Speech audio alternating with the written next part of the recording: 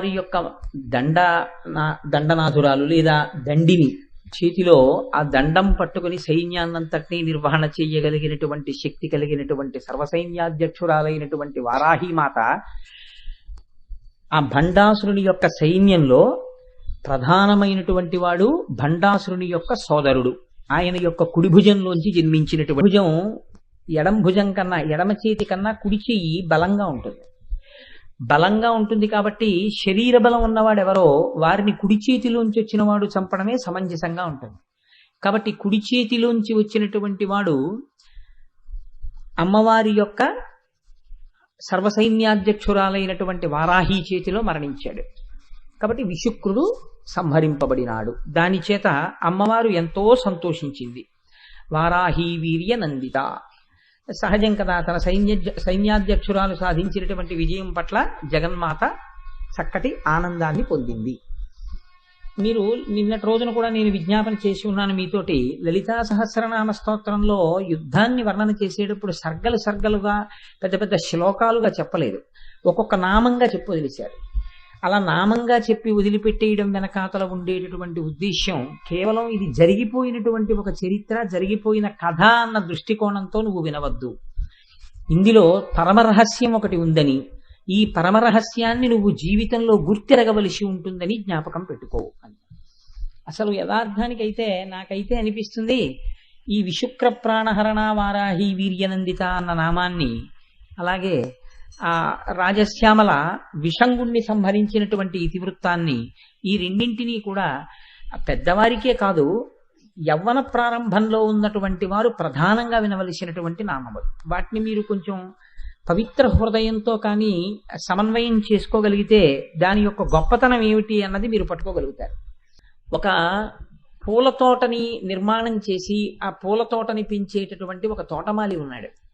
ఆయన ఒక బంజరు భూమి దగ్గరికి వచ్చి దాన్ని దున్ని చక్కగా తయారు చేసి నీరు పెట్టి నాగలి పెట్టి దాన్ని మళ్ళీ మెత్తగా మట్టి అయిపోయేటట్టుగా దున్ని, అప్పుడు దాంట్లో ఉండేటటువంటి రాళ్ళు పుల్లలు ఇలాంటివన్నీ ఏరేసి మట్టిని మెత్తగా పిసికి నీరు పెట్టి బాగా మెత్తగా ఉందన్న తర్వాత అప్పుడు దాంట్లోకి తీసుకొచ్చి పూల మొక్కలు నాటి జాగ్రత్తగా రక్షించి చీడాపేడా లేకుండా చూస్తే ఆ మొక్కలు పెరిగి పెద్దవైన తర్వాత ఇప్పుడు అవి ఏపునకొచ్చినటువంటి మొక్కలకి మంచి మంచి పువ్వులు పూసాయి.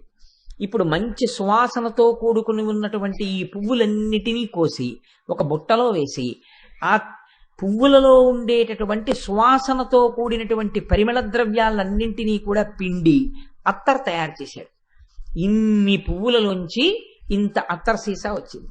ఇప్పుడు ఇంత కష్టపడి తయారు చేసినటువంటి ఇంత అత్తరు మలమూత్రముల వాసనతో కూడి ఉండేటటువంటి ఒక మురుగుడు కాల్వయందు అస్తమానం పోసేయడంలో ఆనందాన్ని పొంది తీసుకెళ్లి ఇంత కష్టపడి తయారు చేసినటువంటి అత్తర్ని అస్తమానం పోసేయడం అలవాటు చేశాడు.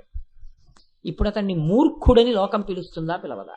నాకు ఒక్క మాట చెప్పండి, పిలుస్తుందా పిలవదా?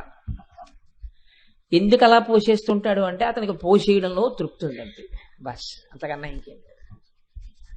దానికోసం అతను మురుగుడు కాలువలో పోస్తుంటాడు. దానివల్ల 1-2 మాటలు అతనికి ఒక ప్రయోజనం కలిగి ఉండి ఉండవచ్చు, అంటే అతను పితృరుణం నుంచి విముక్తుడై ఉండి ఉండవచ్చు. కానీ శుక్రము అంటే తేజస్సు అని ఒక పేరు శాస్త్రంలో. తన తేజస్సుని తాను కేవల సుఖము కొరకు నిరంతర వ్యయం చేయడంలో మనసు కామలంపటమునందు లగ్నమై ఉన్నవాడు. ఇది హీనమైనటువంటి ప్రవృత్తి దగ్గర నుంచి అతి కామన వరకు ఉంటుంది. అతి కామన అంటే అన్ని వేళలా అది స్త్రీ పురుష సంబంధమైన కామనే అయి ఉండి ఉండక్కర్లేదు, ఎప్పుడూ సుఖాల కోసం వెంపర్లాటే. అందుకే సనాతన ధర్మంలో మీరు చూడండి, ప్రయత్నపూర్వకంగా మీరు ఈశ్వరుడి పేరు చెప్పి కొద్దిగా నియమాన్ని పాటించవలసినటువంటి అవసరాన్ని ఏర్పాటు చేసి ఉంచుతారు. ఎందుకు ఉంచుతారో తెలుసా అండి? దాని యందు మీకు తెలియకుండానే శరీరానికి ఒక పరిశ్రమ ఉంటుంది, శరీరానికి ఒక క్రమశిక్షణ ఉంటుంది, మీ శరీరానికి మనస్సుకి ఒక శౌచం ఉంటుంది. ఉపవాసము అన్న మాట ఎందుకు తీసుకొచ్చారో తెలుసా అండి? పెద్దలే చెప్తారు, ఉపవాసము పుట్టని కొట్టుటయే, పాముని కొట్టుట కాదు. కానీ మరి ఎందుకు పెట్టారు ఉపవాసం అంటే, ఉపవాసము అనేటప్పటికీ ముందు మీరు మీ శరీరాన్ని నియంత్రిస్తారు. ఎంత పదార్థం అవసరమో అంత పదార్థమే తీసుకుంటారు. ఇప్పుడు లోపల నిలవ ఉండిపోయినటువంటి అత్యధికమైనటువంటి శక్తి ఖర్చు అవుతుంది. ఆ ఖర్చు అవ్వడాన్ని ఈశ్వరముఖం చేస్తారు.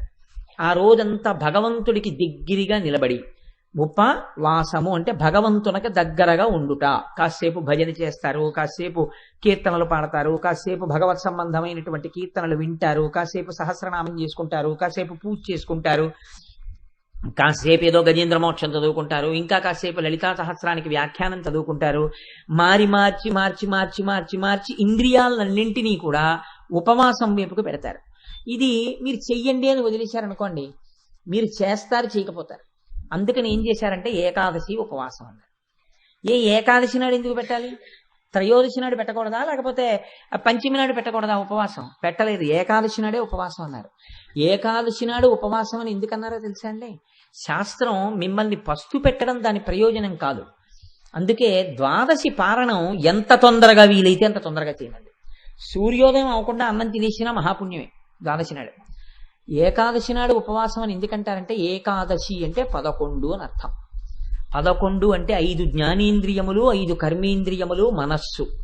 ఈ 11 29 రోజులు సుఖములు సుఖములు సుఖములు సుఖములని వెంపర్లాడి తినడం, ఆ వచ్చినటువంటి తేజస్సుని ఖర్చు పెట్టడం. అలా కాకుండా మనస్సుని సమతౌల్యంలో నిలబెట్టి కేవలం భగవదార్చన చేస్తూ అది అటు ఇటు ఊగిపోకుండా దాన్ని ఏం చేస్తారంటే తక్కెట యొక్క సూదిని నిలబెడతారు. అది ఉపవాసం అంటే. ఏకాదశి నాడు ఉపవాసం చేయడం అంటే ఏమిటి అంటే 29 రోజులుగా ఊగిపోవడానికి అలవాటు పడిపోయిన మనస్సుని తీసుకొచ్చి నిలబెట్టడానికి ప్రయత్నం చేస్తారు. ఈశ్వరుడి దగ్గర నిలబెట్టడానికి ప్రయత్నించడంలో దానికి ముందు రాగం ఎక్కడ అంటే అన్నం పెట్టే కోరిక, రుచి, ఇవాళ పప్పు కూర కుదరదు, ఇవాళ తీసేస్తున్నాను. అందుకే పూర్వం ఏకాదశి అంటే ఎవరింటికన్నా వెడితే సత్యనారాయణ స్వామి వారి ప్రసాదం లాగా ఇవాళ ఏకాదశి అంటే ప్రసాదం చేశామండి మా ఇంట్లో. దాని పేరే ప్రసాదం. ఏకాదశి నాడు ఏం తింటారంటే ప్రసాదం తింటామండి. ఆ గోధుమ నూకతో చేసినటువంటి పదార్థం కొంచెం తీసుకుంటారు, అది కూడా విశేషంగా తీసుకోరు. తీసుకుని శరీరం కళ్ళు తిరిగి పడిపోయేటట్టుగా ఉంది అంటే మళ్ళీ ఓ గ్లాసులు పాలు ఇస్తారు దానికి. ఇప్పుడు ఊగిపోవడానికి అలవాటు పడిపోయిన దాన్ని శరీరాన్ని పట్టుకుని నియంత్రణ చేస్తారు. ఎందుకంటే తిన్నగా మనసుని పట్టుకోలేరు కాబట్టి ముందు మనసుని, శరీరాన్ని సత్వగుణంతో నింపుతారు. ఆ రోజున నింపుతుంటే దానికి కూడా ఊగులాట తగ్గుతుంది. తగ్గిన తర్వాత భగవదభిముఖం చేస్తే అది అంతర్ముఖమై మెల్లగా ప్రశాంతపడి వచ్చి అలా నిల్చుంటుంది. అలా నిలబడితే మీకు ఏకాదశి ఉపవాసం చేత మీ యందు తేజోవృద్ధి కలుగుతుంది. ఎందుకంటే తేజోవృద్ధి కలగడానికి నెలకొక రోజు ఉపవాసం చేయించింది శాస్త్రం. శౌచము అన్న మాట అందుకు పెట్టారు. చేతకాని వాళ్ళై అక్కర్లేక మడిబట్ట కట్టుకోండి అని, అక్కర్లేక నైవేద్యాలు పెట్టండి అని ఏం పెద్దవాళ్ళు చెప్పలేదు. వాళ్ళు ఏది చెప్పినా దాని వెనకాతల ఒక మర్మం ఉంటుంది. మీకు బాహ్య శౌచము లేకపోతే అంతఃశౌచము సిద్ధించదు. అందుకని బాహ్య శౌచ అంతఃశౌచములను రెండింటినీ చేకూర్చి మీ మనసుని నిలబెట్టడం ప్రధాన ప్రయోజనం అయి ఉంటుంది.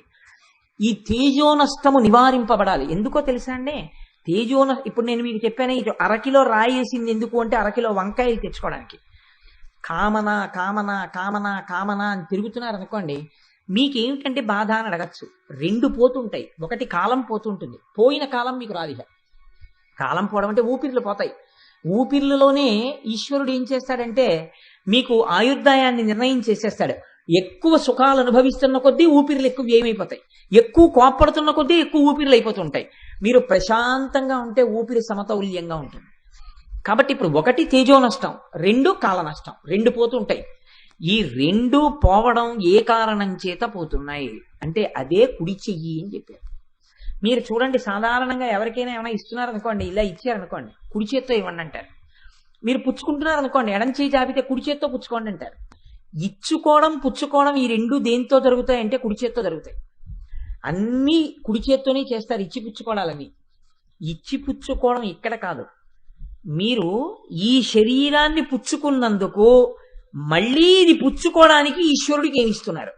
లేకపోతే ఇక మళ్ళీ ఇలాంటి పుచ్చుకోనవసరం లేకుండా ఏది ఇచ్చుకుని అలాంటి స్థితికి వెళ్ళిపోతారు. అదొక్కటి వదిలేసి మిగిలిన ఇచ్చి పుచ్చుకోవడాలన్నీ దీనికి అలవాటు పడ్డాయి అనుకోండి, దాని ఫలితాలు లోపల ఖాతాలో పడిపోతాయి. మీరేమి సంపాదించారు, మీరేమి అనుభవించారు కాదు, మీరు ఎలా సంపాదించారు, ఎలా అనుభవించారు ఈశ్వరుడు చూస్తాడు. మనమేం చూస్తామంటే ఎంత సంపాదించాం, ఎన్ని అనుభవించాం ఈశ్వరుడు మనం చూస్తాం. ఎలా సంపాదిస్తున్నావు, ఎలా సుఖపడుతున్నావు ఈశ్వరుడు చూస్తాడు. ఎందుకు చూస్తాడో తెలుసా అండి? ఇచ్చినవాడు ఆయనే. అసలు దీన్ని ఆయన ఇచ్చాడు. దీన్ని ఎవరూ నిర్మాణం చేయలేదు, ఈశ్వరుడు నిర్మాణం చేశాడు దీన్ని. విశ్వకర్మ. ఆయన పెట్టకపోతే ఈ చర్మం ఎవరు కప్పారు? చర్మము, రక్తము, మాంసము, కొవ్వు, అస్థి, శుక్ల, మేధ 7 పదార్థములతోటే తయారు చేశారు దీన్ని. ఆ 7 అందులో 6వదైనటువంటి శుక్లమే శుక్రము. కాబట్టి ఇప్పుడు ఈ తేజోనష్టం కలగకుండా ఈ శరీరాన్ని నియంత్రించకపోతే అది ఎప్పుడూ ఏం చెప్తుందంటే సుఖాన్ని అనుభవించు, సుఖాన్ని అనుభవించు, సుఖాన్ని అనుభవించు. పోని అనుభవించే శరీరం సుఖాన్ని అనుభవించి ఇది సుఖం అని అంటుందని మీరు అనుకుంటున్నారా? అదొక్కనాటికి అందం. కాసేపు సుఖం అంటుంది, ఓ అరగంట ఆగి దుఃఖం అంటుంది. ఎందుకంటుందో తెలుసా అండి? దానికి మనసుకి పెద్ద లింక్ ఒకటి పడిపోయి ఉంటుంది. అది అక్కడ వస్తుంది పెద్ద సమస్య అంతా. దీనికి సుఖం ఉండదు, దీనికి దుఃఖం ఉండదు. దీన్ని అడ్డు పెట్టి అది ఆడుతూ ఉంటుంది అసలు. ఇది మీకు చాలా తేలిగ్గా అర్థమైపోవాలంటే నేను మీకు ఒక మాట చెప్తాను, మీరు పట్టేసుకుంటారు. నా దగ్గర ఒక మిక్సీ ఉంది. ఇప్పుడు ఆ మిక్సీ చక్కగా ఉంది పైకి చూస్తే. బోర్డులో స్విచ్ వేస్తే కరెంటు సప్లై అవుతోంది అని చెప్పి రెడ్ లైట్ వెలుగుతోంది బోర్డులో ఉన్న స్విచ్ మీద. కరెంట్ ఉంది, మిక్సీ ఉంది. నా దగ్గర కొబ్బరి ముక్కలు ఉన్నాయి కాబట్టి నేను కొబ్బరి పచ్చడి చేసుకుందాం అనుకున్నాను.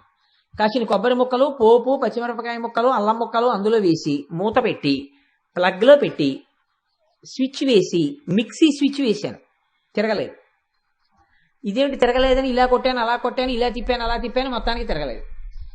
మిక్సీ ఉందా? మిక్సీ ఉంది. కరెంట్ ఉందా? కరెంట్ ఉంది. మరి ఎందుకు తిరగలేదు మిక్సీ? అందులో ఏది ఈ విద్యుత్తుని పుచ్చుకుని ఈ పుచ్చుకున్న విద్యుత్తుతో తాను తిరుగుతూ, కంబషన్ ఇంజిన్స్ అంటారే అలా, తాను దాన్ని పుచ్చుకుని తాను తిరగాలి. తాను తిరుగుతూ తాను తిరగడం వల్ల దీన్ని తిప్పుతుంది. అలా తిప్పేటటువంటి మధ్యలో ఉన్న పరికరం ఏదో అది దానికి ఉన్నటువంటి సూక్ష్మమైన ఒక తీగ తెగిపోయింది, వైండింగ్ పోయిందంటారు. ఒక రాగి తీగ తెగిపోయింది కాబట్టి ఇప్పుడు అది ఏం చేస్తుందంటే కరెంటు పుచ్చుకున్న ఈ తిరిగేటటువంటి బౌల్ దగ్గర ఉన్నటువంటి అదేంటి బ్లేడ్స్ని తిప్పదు. బ్లేడ్స్ తిరగవు కాబట్టి ఇప్పుడు కరెంటు వచ్చినా అది పుచ్చుకుని ఊరుకుంటుంది, అది బ్లేడ్కి ఇవ్వదు. ఇంద్రియాలు, మనస్సు, సుఖము అలాగే ఉంటాయి ఎప్పుడు. దీంతో చూస్తుందో వస్తువుని చాలా బాగుంది అందనుకోండి అంటే మనసు అడుగుతుంది. చాలా బాగుంది అనగానే వెంటనే కన్ను చూసిన దాన్ని ముట్టుకో, చేతిని పంపిస్తుంది, శరీరం దగ్గరికి ఎడుతుంది. యాపిల్ పండు పట్టుకుంటుంది, దీన్ని తిను, నోరు కొరుకుతుంది, నవ్వులుతుంది, చాలా బాగుంది మింగుతుంది. బుట్టడు యాపిల్ పళ్ళు ఉన్నాయనుకోండి, ఇది ఏం చేస్తుందంటే కాసేపు ఆగి ఏం బాగోలేదండి చాలు, ఏం తింటాం ఇంకా యాపిల్ పళ్ళు అంటే, అలా అందని ఇంకా ఎప్పుడో తినకుండా ఉంటుందని మీరు అనుకుంటున్నారా? ఒక్కనాటికి ఉండదు. కాసేపు సుఖం ఉంటుంది, కాసేపు దుఃఖం ఉంటుంది. ఉదాహరణకి అసలు ఆ యాపిల్ పండు తీసుకొచ్చి ఎవరో మీ నోట్లో పెడుతున్నా కూడా మీరు ఏదో ఆలోచిస్తూ ఉన్నారనుకోండి, మీరు తింటలేరు సరిగ్గానే, మీరు తినండి అని చెప్పేసి కోపం వచ్చి కొడుకు దగ్గరికి వచ్చి మీరు తినండి ఎప్పుడు ఏదో ఆలోచిస్తుంటారు అని యాపిల్ పండు ముక్కలు పెడుతున్నాడు అనుకోండి. ఆ యాపిల్ పండు ముక్కలు తింటూనే తండ్రి ఏదో ఆలోచిస్తున్నాడు. ఎలా ఉన్నాయి అన్నాడు కొడుకు. అన్నాడు. ఎలా ఉన్నాయి నాన్నగారండి యాపిల్ పండు ముక్కలు? యాపిల్ పండు ముక్కలా తిన్నానా అన్నాడు అనుకోండి. అంటే తింటున్నటువంటి వస్తువు యొక్క రుచి నాలుక చెప్తోంది, మనసు గ్రహించట్లేదు. అక్కడ తీగ తెగిపోయి కాబట్టి ఇప్పుడు సుఖాన్ని కానీ దుఃఖాన్ని కానీ అందుకోదు మనసు. కాబట్టి ఇప్పుడు ఈ అందుకోవడంలో కరెంటు మీటర్ తిరుగుతుంటుంది బయట. ఇక్కడ పచ్చడవుతుంటే ఎంత కరెంటు మీరు వాడారో బయట మీటర్ తిరుగుతుంటుంది యూనిట్లు.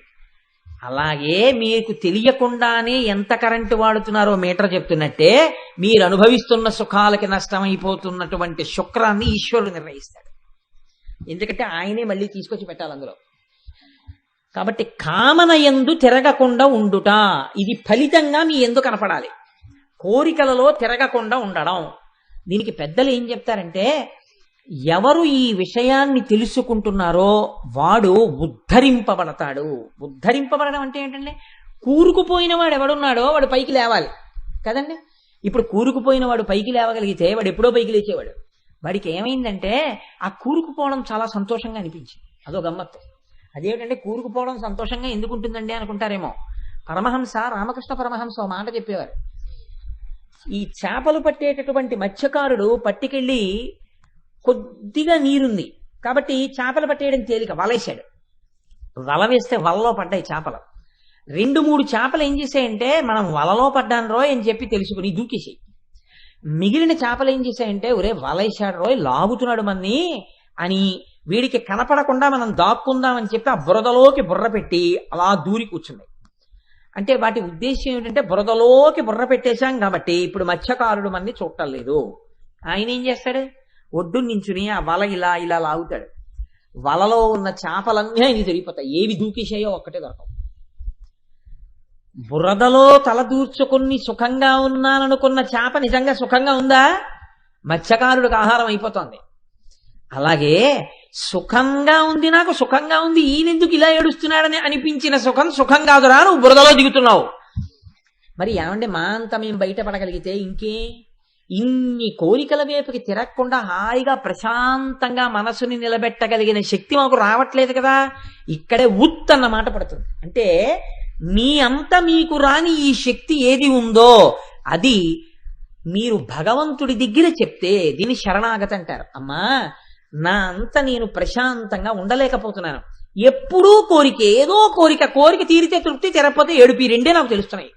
నా అంత నేను తృప్తిగా ఉండే అవకాశం ఇయ్యి. ఇప్పుడు ఆవిడ ఏం చేస్తుందో తెలుసా అంటే వారాహిగా వస్తుంది. వారాహి అంటే ఆదివరాహమూర్తి యొక్క ముట్టె ఎలా ఉంటుందో అటువంటి ముట్టితో ఉంటుంది ఆవిడ. ఆవిడ ఏం చేస్తుందంటే సముద్రంలో మునిగిపోయినటువంటి భూదేవిని ఆదివరాహమూర్తి ఇలా ఎత్తుతుంటే దొల్లింది అటు ఇటు. దొల్లితే ఆయన ఏం చేశాడంటే పడకుండా ఇలా ఇలా ఎత్తి ఇలా ఇలా కదిపి ఇలా ఇలా అన్నాడు. అంటే అది తన 2 కోరల మధ్యలోకి వచ్చి చక్కగా అలా నిలబడింది భూమి. ఇప్పుడు ఇక ఇలా అన్నా పడదు, ఇలా అన్నా పడదు, ఎందుకంటే చక్కగా ఇరుక్కుంది 2 కోరల మధ్యలో. ఇరుక్కున్న తర్వాత ఆయన ఏం చేశాడంటే ఇలా పైకెత్తాడు. ఇలా పైకెత్తితే ఆయన కోర మీద నిలబడి భూమి దర్శనమైంది. అందుకే ఆదివరాహమూర్తి యొక్క గుండెల మీద పడుకుని ఉంటుంది భూకాంత. నీవు కూడా ఇలాగే పడిపోతున్నాను, భూదేవి ఎలా భూమిలోకి చేరిపోయిందో రాక్షసుల వల్ల, అలా నేను కూడా తెలియక ఈ కోర్కెల లంపటంలోకి ఇలా కూరుకుపోతున్నాను, పైగా ఇది సుఖంగా ఉందనుకుంటున్నాను, చేపల వల్ల పడ్డ చేపల అని నువ్వు నమ్మి చెప్తే అమ్మవారు వారాహిగా వచ్చి తన యొక్క ముట్టెతో నిన్ను పైకెత్తుతుంది. ఎత్తి ఈ జ్ఞానం ఆవిడే ఇస్తుంది. ఈ మనశ్శాంతిని, ఆ యోగమునందు చేరగలిగినటువంటి స్థితిని అమ్మవారు నీకు కటాక్షించగలదు. అలా కటాక్షించగలగడమే అమ్మవారి అనుగ్రహం. ఇది దొరకనంతసేపు నేను బాగున్నాను అనుకున్నా, నువ్వు ఎప్పుడు జారిపోతావో నీకు తెలియదు, జారిపోతావు. చాలా గమ్మత్తుగా జారిపోతావు అంతే. నూతి పళ్ళెం దగ్గర తిరిగేటటువంటి వాడు కొత్తగా నుయ్యి తవ్వుతూ ఉంటారు. కొత్తగా తవ్వుతున్నటువంటి నుయ్యి ఎంత లోతు తవ్వుతుంటే అంత లోతుకెళ్ళి కొద్దీ నుయ్యి తవ్వే వాళ్ళు ఏం చెప్తారో తెలుసా అండి, ఇంకా బాగా లోపలికి వెళ్తున్నాము అన్నప్పుడు నడువుకి తాళ్లు కట్టుకుని వాళ్ళు ఏం చేస్తారంటే ఏ క్షణంలోనైనా సరే తమని లాగడం కోసమని ఒడ్డును సిద్ధంగా ఉండమంటారు. జలొక్కసారి పైకి కొట్టింది అనుకోండి, అప్పుడు తాళ్ళు తప్పెట్లో ఏంటంటే మునిగిపోతారు. ఒక్కసారి తాడు కట్టేసుకుని ఎప్పుడైనా సరే తమని లాగేవాళ్ళు ఉండాలి. ఎప్పుడైనా లాగేవాళ్ళు ఎక్కడుంటారు? ఒడ్డునుంటారు. ఎందుకు ఉండరో తెలుసా అండి? ఒడ్డునున్నవాడు కానీ కంగారు పడిపోయి జలొచ్చేసిందని ఆనందంతో ఇలా ఇలా అన్నాడు అనుకోండి, ఆ పెళ్ళ విరిగిందవో పడిపోతాడు అందులోకి. అంటే వాడి దగ్గర ఉండకూడదు, వాడు దూరంగా ఉండాలి. దూరంగా ఉండి తాడు యువతల పక్కన గట్టిగా పట్టుకుని ఉంటే చాలు. అవతల వైపు తాడు గట్టిగా పట్టుకుని ఏ చెట్టుకో కట్టి సిద్ధంగా ఉంటే జల పడగానే ఆయన ముందు గబగబా అడుగులేస్తూ పైకి ఎక్కేస్తాడు.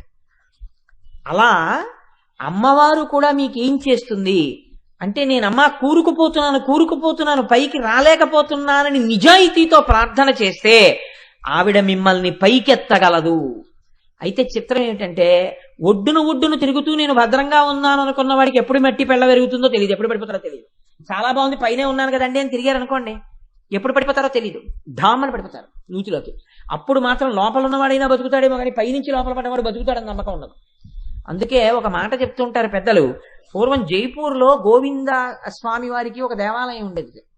ఆ దేవాలయానికి అర్చకులు ఉండేవారు. అర్చకులందరూ బ్రహ్మచారులే. అక్కడ ఒకసారి జైపూర్ మహారాజా వారు అక్కడ ఉండేటటువంటి అర్చకుల్ని సలహా కోసమని కబురు చేశారు.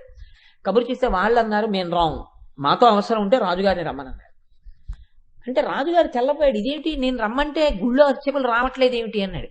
అంటే మంత్రిని అడిగాడు, వీళ్ళు రావట్లేదయా, బ్రహ్మచారులు బ్రాహ్మణులు, వాళ్ళని నేను ఎలా శిక్ష వేస్తాను, కానీ వాళ్ళని రమ్మంటే వాళ్ళు రావట్లేదు, అధిక్షేపిస్తున్నారు. మేము రాజును రమ్మని కావాలంటే అంటున్నారు. నిజమే, తప్పు కూడా లేదు. అలా పిలిస్తే బ్రహ్మచారి గొప్ప తపోశక్తి సంపన్నుడు కాబట్టి ఇప్పుడు ఆయన రమ్మంటే నేను వెళ్ళాలి. కానీ ఇలా ఎప్పుడూ నేను వాళ్ళని రమ్మంటే వాళ్ళు నా దగ్గరికి రాకుండా ఎప్పుడు నేను వెళ్ళవలసిందేనా? నేను వాళ్ళని రప్పించలేనా అని అడిగాడు. అడిగితే మంత్రి అన్నాడు, మహాప్రభో, వాళ్ళని మీరు పిలవకుండా వాళ్లే మీ దగ్గరికి అస్తమానం వచ్చే ఉపాయం ఒకటి ఉందన్నాడు. ఏమిటి ఆ ఉపాయం అన్నాడు. ఏమీ లేదు, వాళ్ళ కళ్ళు మిరిమిట్లు కొలిపేటటువంటి కాంతల్ని కొంతని గుళ్ళోకి పంపించండి, వాళ్ళకి వివాహం అవుతుంది. వివాహం అయిన తర్వాత వాళ్ళు మీ దగ్గరికి వస్తారు చూడండి అన్నారు. అదే జరిగింది. వివాహం అయింది, పిల్లలు పుట్టారు. ఇంకక్కడి నుంచి అక్షరాభ్యాసాలు, అన్నప్రాసనలు, పిల్లలు, స్కూళ్ళు, ఫీజులు, సంసారం, డబ్బు, పెళ్లిళ్ళు. ఎవరి దగ్గరికి వెళ్ళాలి? అడగకుండానే అంతఃపురం దగ్గరికి వెళ్ళి నిలబడ్డారు. అక్కడ నిలబడి, రాజా మీ దర్శనం కావాలి, రాజా మీ దర్శనం కావాలి. ఒడ్డునున్నాను అనుకున్నవాడు పెళ్ళ విరిగితే ఎంత లోపలగా పడ్డాడో చూడండి. కాబట్టి అన్ని వేళలా నువ్వు ఒడ్డునున్నావని అనుకోకు. ఒడ్డునున్నావు అనుకున్నవాడు కూడా వారాహి ప్రార్థన చేసుకుండవలసిందే. ఇవాళ నువ్వు చాలా చక్కగా ఉన్నాను కదా, శీలవంతుడిగా ఉన్నాను కదా అని నువ్వు బోరలు విరుచుకు తిరగడానికి లేదు. ఏ క్షణంలో నిన్ను ఏది తోసేస్తుందో తెలియదు. అలా త్రోయబడకుండా నీ యందు శక్తి నిలబడాలంటే నువ్వు వారాహిని ప్రార్థించి తీరవలసినదే. అందుకే రాజశ్యామల అనుగ్రహం కలిగిన తరువాత కూడా వారాహి అనుగ్రహానికి ప్రార్థన చేస్తుండవలసింది. అందుకే వారాహి ప్రార్థన, వారాహి అనుగ్రహం లేకుండా అసలు నడవదు. అంత గొప్ప మూర్తి అండి వారాహి. అందుకే వారాహి ఇంట్లో ఉన్న వారాహికి రోజు నమస్కారం చేసినా ఇల్లు అంత సంతోషంగా ఉంటుంది. అందుకే కదా మీ అందరికీ రేపు కుంకుమార్చనలో ఇటు రాజశ్యామల అటు వారాహి ఉన్నటువంటి మూర్తుల్ని ఇస్తున్నారు. సరే, కనుక ఈ స్థితిని పొందడానికి నీవు వారాహిని ప్రార్థన చేసి కామనలు పెరగకుండా నీ తేజస్సు నష్టపోకుండా రక్షించుకోవాలి. తేజస్సుని రక్షించేసుకుంటే ఉపయోగం ఏమైనా ఉంటుందా అండి? దాని ఫలితం ఏమిటి? ఇక్కడ మీరు చాలా జాగ్రత్తగా పట్టుకోవాల్సి ఉంటుంది. ఇప్పుడు తేజస్సుని నిల్వ చేసుకుంటే డబ్బులా ఏమీ ఖర్చు పెట్టకపోతే వడ్డీలు వస్తాయి, అలా పెరుగుతుంటే ఉపయోగం ఉంటుందా? తేజస్సుని కేవలము నిల్వ చేయడం వల్ల ఉపయోగం ఉండదు, గుర్తుపెట్టుకోండి. అలా ఉండదు కూడా తేజస్సు, అలా నిలబడ్డం కుదరదు. అందుకే పవర్ అన్న మాటకి ఒక మాట ఉంది శాస్త్రంలో. Power is power when it flows. Power is not power if it is in a static mood. కదిలితే శక్తి మిమ్మల్ని అనుగ్రహిస్తుంటుంది, కదలకపోతే మీకు అనుగ్రహం ఉండదు. పవర్ అంటే కరెంట్ ఉందనుకోండి, కరెంట్ ఎప్పుడూ కదులుతూనే ఉండాలి. ట్రాన్స్ఫార్మర్ దగ్గర నుంచి లైన్లలోంచి, వైర్లలోంచి బల్బులోకి వచ్చి బల్బులో తేజస్సుగా అది వెలిగిపోతూ ఉండాలి, మళ్ళీ కరెంట్ వస్తుండాలి, మళ్ళీ వెలుతురుగా ఉంటూ ఉండాలి, వెడుతూ ఉండాలి. అయితే ఇప్పుడు మరి తేజస్సుని ఎక్కువ ఖర్చు ఎలా పెడుతూ ఉండాలి? ఎక్కువ ఖర్చు ఎలా పెడితే మీరు తరిస్తారు? ఖర్చు కోపంగా పెట్టినా పోతుందంటున్నారు, కామంతో పెట్టినా పోతుందంటున్నారు. కామం అన్నా ఉండాలి, కోపం అన్నా ఉండాలి, సుఖం అన్నా ఉండాలి, దుఃఖం అన్నా ఉండాలి. సుఖము దుఃఖము లేకుండా ఎలాగా? అంటే శాస్త్రం అంది, ఈ రెండిటిలో నువ్వు రెండు అనుభవించకుండా ఉండడానికి మనిషివి కాకుండా బతకలేవుగా. నువ్వు మనిషివి, సుఖం ఉంటుంది, దుఃఖం ఉంటుంది. ఈ రెండిటి యందు నీ యొక్క తేజస్సు ఖర్చు అవుతున్నప్పుడు నువ్వు చూసుకోవలసింది ఒక్కటే, నీవు ధర్మముని పట్టుకుని ఉన్నావా అంతే. కరెంటేనండి, ట్యూబ్లైట్కి, ఈ మైక్కి, ఈ ఫ్యాన్కి కనెక్ట్ అయింది. ఇప్పుడు మీకేమైనా అబ్జెక్షనా? కరెంట్ బిల్లు వస్తే ఏమి లేదు, సంతోషం. ఎందుకని? ఇక్కడ కొన్నాళ్ళు లలితా సహస్రం ప్రవచనాలు అయ్యాయి కదండి, అందుకని కరెంటు బిల్లు ఎక్కువ వచ్చింది, సంతోషంగా కడతారు. అలా కాకుండా నిష్కారణంగా మీరు అది పనికొచ్చేది అనుకున్నది కాని దానికి నిష్కారణంగా మోటార్ వేసేసి విడిచిపెట్టేసి ఎక్కడికో వెళ్ళిపోయారు. ఇంట్లో వెళ్ళిపోయిన తర్వాత ఓ నెలలు తీర్థయాత్రలు చేసి వచ్చారు. తీర్థయాత్రలు చేసి వచ్చే వరకు మోటార్ తిరుగుతూనే ఉంది, అందుకని వచ్చింది కరెంటు బిల్లు. మీరు వెళ్ళేటప్పుడు కరెంటు పోయిందండి, తలుపులు వేస్తే అలా వెళ్ళిపోయారు, కరెంట్ వచ్చింది. మీరు వెళ్ళగానే ఇంట్లో ట్యూబ్లైట్లు తిరిగేసాయి, ఫ్యాన్లు తిరిగేసాయి, మోటార్లు తిరిగేసాయి. నెలలు మీరు వచ్చాక కట్టారు, 15,000 బిల్లు వచ్చింది. ఇప్పుడు మీకు సంతోషమా? అంతే తేడా. కాబట్టి మీరు ఉపయుక్తముగా వాడవలసి ఉంటుంది. ఉపయుక్తం అనగా శాస్త్రం అంది దానికి చిట్టా లేదని చెప్పింది. చిట్టా ఏం లేదు. ఇలా చెయ్యి, ఇలా చెయ్యి, ఇలా చెయ్యి, ఇలా చెయ్యి, అలా ఏం చిట్టాలు చెప్పం. పూజ చేయి, పునస్కారం చేయి, పురాణం విను, అది విను, ఇది విను, ఇది చెయ్యి, ఇది చెయ్యొద్దు, ఇవన్నీ లేవు. ఒక్కటే నీకు లోకంలో ఆధారము. ఏమా ఆధారము? దేన్ని పట్టుకుని నిలబడవలసి ఉంటుంది అంటే ధర్మముని పట్టుకుని నిలబడగలవా? ధర్మంతో నువ్వు ఉంటే దానివల్ల సుఖమైన దుఃఖమైన రెండిటి వల్ల నువ్వు మెట్లే ఎక్కుతున్నావు, నిచ్చెన ఎక్కుతున్నావు, ఏమీ సమస్య లేదు. ధర్మం ఒక్కటి వదిలేస్తే నువ్వు తృప్తి ఉంది అనుకుని ఏదిక్కినా కూడా నువ్వు పాడైపోయినట్టే. ఇదే విశుక్ర ప్రాణహరణ వారాహి వీర్యనందితాకొక్క శ్లోకంలో అంటారు, ఉన్నతిం నిఖిలా జీవాహ ధర్మేణైవ క్రమాదిహ విదధానాహ సావధానాహ లభంతేంతే పరం పదం. ధర్మం అనేటటువంటిది ఎలా ఉంటుందంటే నిచ్చినెక్కినట్టు ఉంటుంది. మెట్టు మెట్టు మెట్టు మెట్టు మెట్టు మెట్టు నిచ్చెనెక్కాలి. ఎక్కిన తర్వాత మేడ మీదకి ఎక్కేస్తారు తప్ప అబ్బాయి నేను ఇన్ని మెట్లు ఎక్కనండి అంటే మేడ ఎప్పుడు ఎక్కలేదు.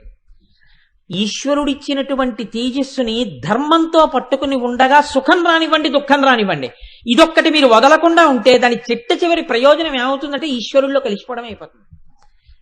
ధర్మం విడిచిపెట్టేసి సుఖాన్ని దుఃఖాన్ని అనుభవించారనుకోండి పతనమే అవుతుంది. ఎంతకాలం బతికావు ఎలా బతుకుతున్నావు కాదు, నీ తేజస్సుని ధర్మం పట్టుకుని ఖర్చు పెడుతున్నావా, ధర్మాన్ని పట్టుకుని సుఖ దుఃఖములను అనుభవిస్తున్నావా, ఈ సుఖాన్ని పొందడానికి ఇది వదిలేస్తే చాలా తేలికని వదిలేయగలవా, పట్టుకుని దుఃఖమే అనుభవించగలవా?